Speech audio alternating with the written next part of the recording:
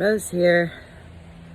One last message from this beautiful, beautiful spot that I've gotten to be blessed to retreat to for 12 days during a pause. Today's the end of my pause. And, what a kind of big boss battle I've been on while I was here with some things from the past that needed some resolution and completion, and I've gotten the opportunity to be in my own energies long enough to discern what is mine and what is someone else's, and what was put upon me versus what I choose to accept. And it's been a lot of separating, and that's necessary. Individuation, us becoming in our own sovereign selves before we can come together, without that trauma bonding, enmeshment, codependency, the vampirism of draining each other, the competition and jealousy and envy. I've gotten to see a lot of that in my life, and gotten to see it pretty clearly in this one, in the way that we'll stomp on somebody else to sacrifice them to save ourselves sometimes. Ultimately, it's a mirror for me to reflect upon what I choose to accept or embody and what I don't. I've been, studying the nature around here, and watching the animals. And one of the things that was programmed out of me was the ability to notice predators. Through trauma bonding, I bonded with my predators and my abusers instead of naturally defending myself, which is a natural response. And if I watch the birds, they don't come around when they sense danger. The cats here, the whole time they really didn't completely bond with me. They came around and wanted some love here and there. They don't even get along. So those that say that animals have unconditional love, not necessarily.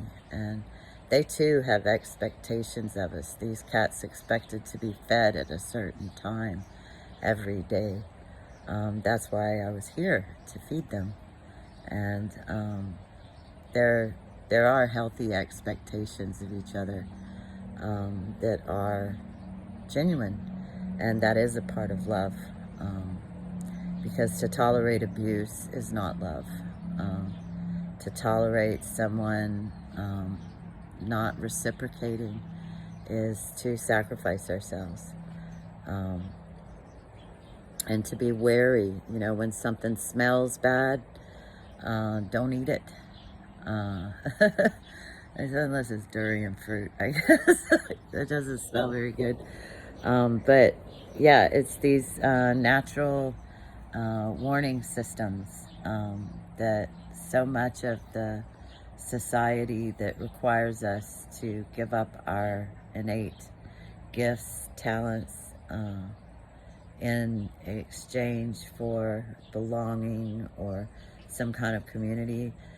We must be willing to go at it alone. And as long as we're out there desperately seeking help, if we think we need help instead of that we have it all inside of us and somebody could only remind us, we will be subject to predation, in my experience. And in this new season and cycle, spiral in life, I choose to hone my ability to smell when something's bad, to tell when something is draining me and cut it off quickly, very quickly.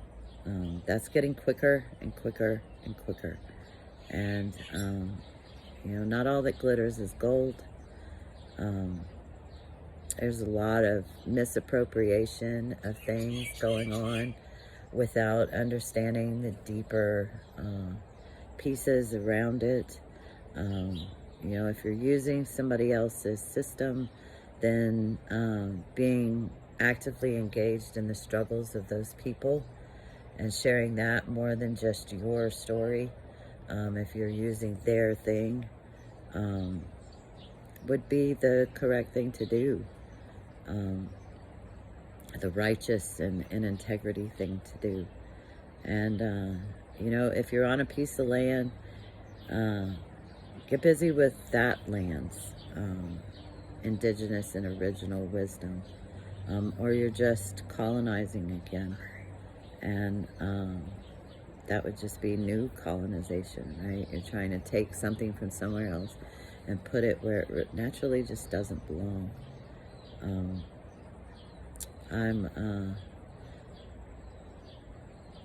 I've done that each time I've gone somewhere, and ultimately I'm finding out that all of those things have their own issues. Glorifying some indigenous cultures stuff without really getting into, you know, we either have the savage or we have the glorified, and neither one are entirely true. There's mixtures of both, and as far as I'm able to tell from tapping in, there's truth to what's in our own bones and our own wisdoms, and in her wisdom, wherever we are, that we don't need to use someone else's stuff or step on someone else in order to be big ourselves. We can just talk about our own stuff, right? And the reason I do the Love Bomb Blessings is making offerings to the spirits and elements, and I do it in a playful way, without a whole lot of other people's cultures involved. Just being love and seeing love around me and working with what is around me. I generally only have what I can carry, which I've been, you know, dwindling that down so that I can travel, because I only travel with 50 pounds. And yeah, lightening my own load so that I can get off the ground, but with roots somewhere. And my roots are in the water, and my roots are in the earth, in the center of the earth. And I travel around in her, and my next stop is Hawaii.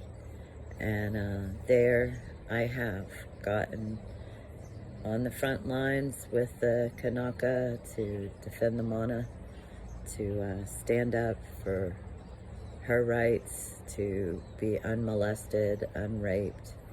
And I feel welcomed there because of that, because I've stood with her people, who have been there much longer than me and my type of people.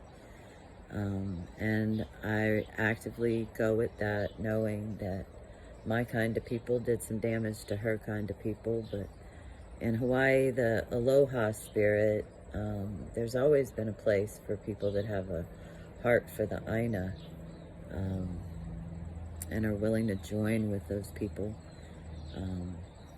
as mutual strugglers against the bigger enemy of greed and corruption and perversion and raping of the Aina instead of caretaking of the Aina, Malama, to care for. And this time we'll see how deep I get to go again, or if it holds me, or if I get blown away again to somewhere else. Only she knows, the big she. And that is who I am here to assist in her journey as a part of her. I'm made of her. I'm made of the water and the earth and the stars. And yeah,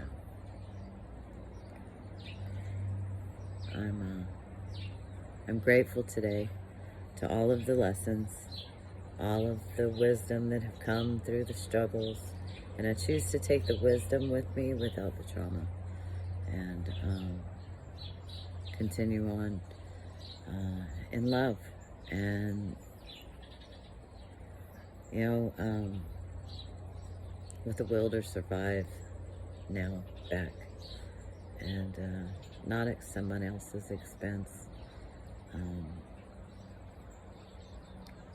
Finding a new way to be, and a more original way to be. In the world, but not of the world. And had a little bit of rain to wash, which I love the rain. And I'm gonna enjoy my next couple of days here before I get on that plane, and I'll fly away. Many blessings on your day and your journey today, and stay in love would be my making it, seeing it, thinking of it, studying it.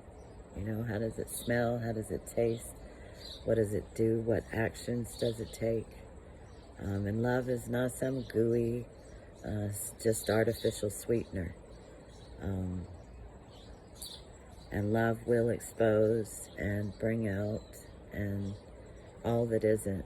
That is just a calling for love. But love is gonna leave you alone to your own devices. Mama Earth will eat you. When it comes time, bring you back into herself, and you'll get another go at it if you haven't figured it out, is the way I see it, as something, right? Who knows that we're all going to come back as humans again.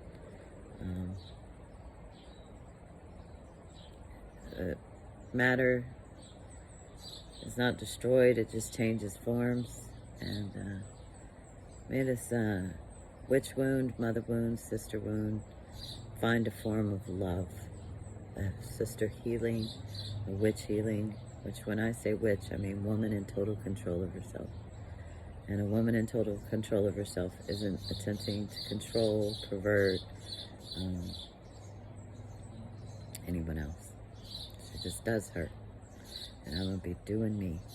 And if our doings come together in harmony, mutual reciprocity, and love, maybe so. If not, go do you. I don't feel a need to change it today. Thank you.